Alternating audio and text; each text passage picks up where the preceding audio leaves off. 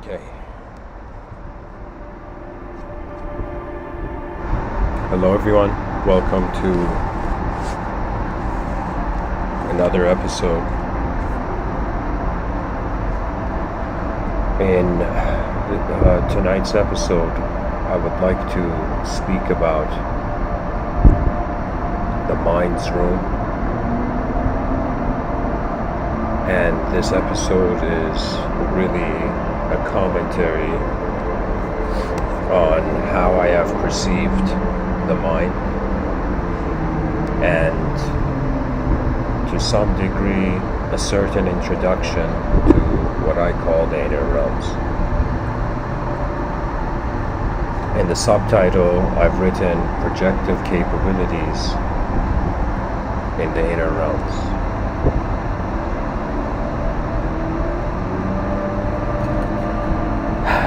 I would begin from saying that we human beings consider we have minds, but we don't know what these minds are. That means everybody is saying they have a mind, but we don't know what the mind is.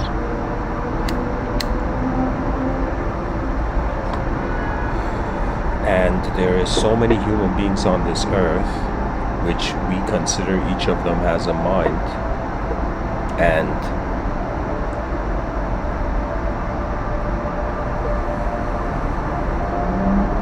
their eyes are different. Everybody's eyes are different. But even though our eyes are different, in front of our eyes we see similar things. But what's interesting is that behind our eyes, we don't see the similar world. We don't see the same world.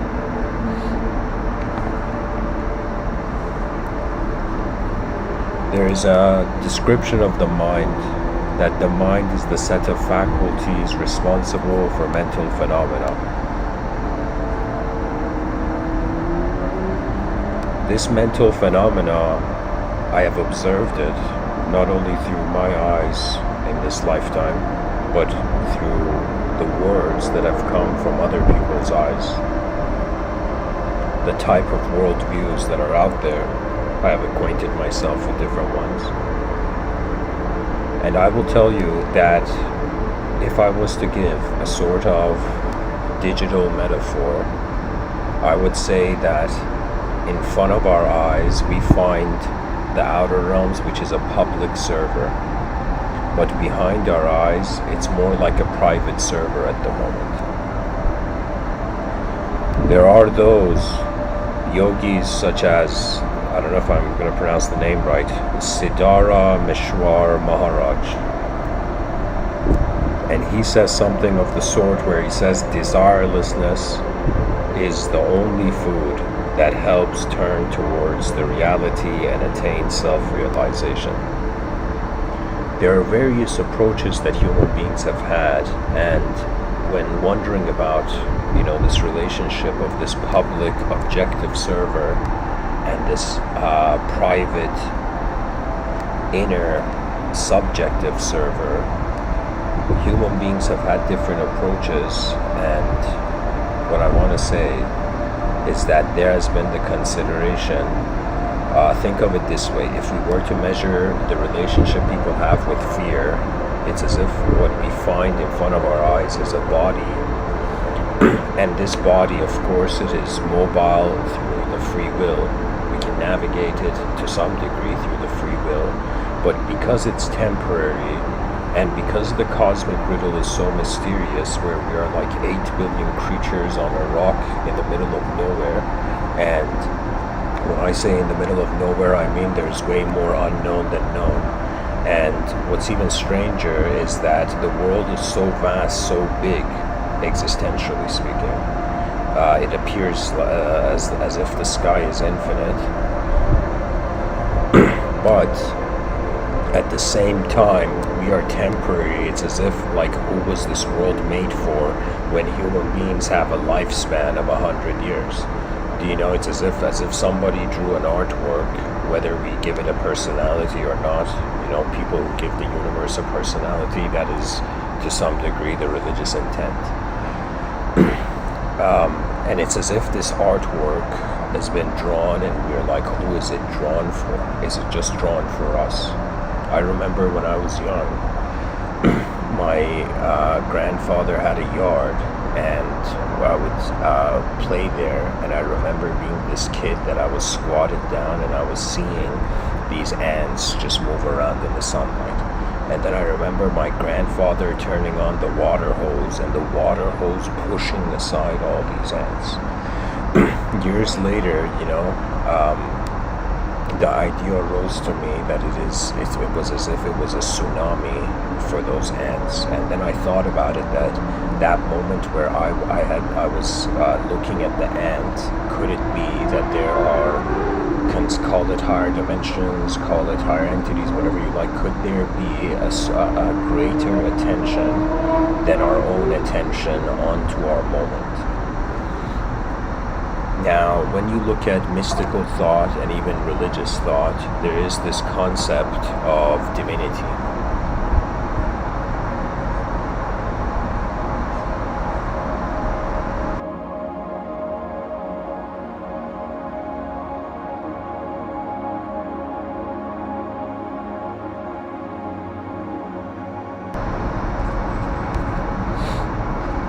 And there's also this concept of divination, where divinity is, in some sense, you can see it as the universal will. The interpretation of divinity, for example, for the yogic mind, is one's karma.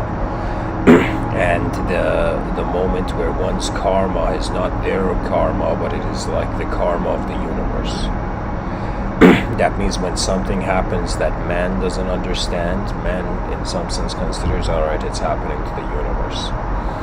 In monotheistic traditions, that's more like the polytheistic yogic tradition. In the monotheistic tradition, there is not much a sense of karma, but there is the sense that there is this universally intelligent watcher.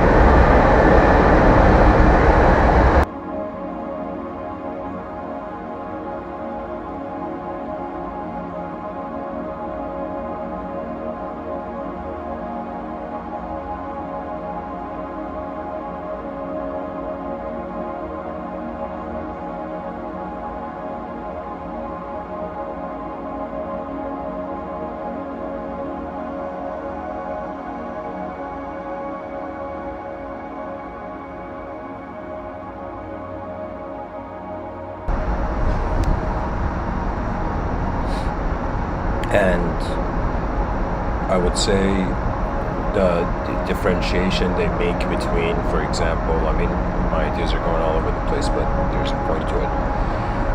I'm pretty much trying to suggest that what is perceived as karma by the individual is the universal will right from the universe, even though I say karma of the universe, but it's like the universal intelligence taking place. There is a view that we attribute the mind to the brain, but at the same time, the mystery of free will surpasses brain, just the brain. That means it's like categorized into three points of consideration. There's the mental faculties, there's the categories of mental phenomena, and then there is mental contents. The mental faculties, you can say it leads towards the brain, and the brain is considering neuroactivity. When we look at the categories of mental phenomena, we can say that there is an epigenetical influence there. That means it's as if like a person is born into this world, they don't know anything, and just like speech, you gotta learn an alphabet. So similarly, there's an alphabet of image. An alphabet of classifying reality subjectively. Then a person becomes acquainted with the ways that the outer world works, or society and civilization has developed both.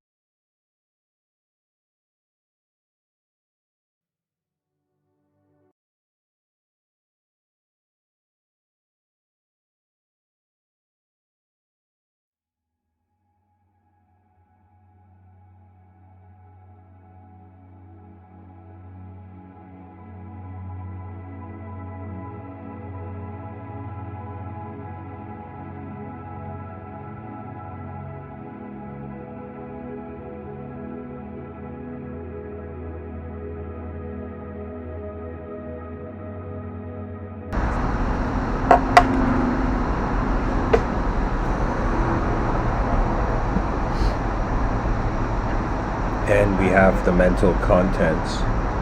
And so it's as if what we find in our private server, regardless if it's animated from the outer realms or not, you see, if a person looks at something, right now there's this laptop in front of me. Now I close my eyes, and when I close my eyes, it is true that the other senses are active and are receiving input, but I would say that the visual sense is inactive. But when my eyes are closed, I can in some sense visualize. So this means that when our eyes are closed and light doesn't enter, we still see something. Anybody who has remembered a memory, or anybody who has visualized something, it is in some sense an event taking place in an invisible room. That means it's like when our eyes are open, visible room, eyes closed, it's like an invisible room. Now, for me personally, when I close my eyes, because the eyelids cover the eyes, there's a sort of pitch black. It's dark behind your eyes. Now, in that pitch black abyss, something interesting happens. A person can visualize a sunny day. So it means in the inner realms, there's a capability to even perceive or see light.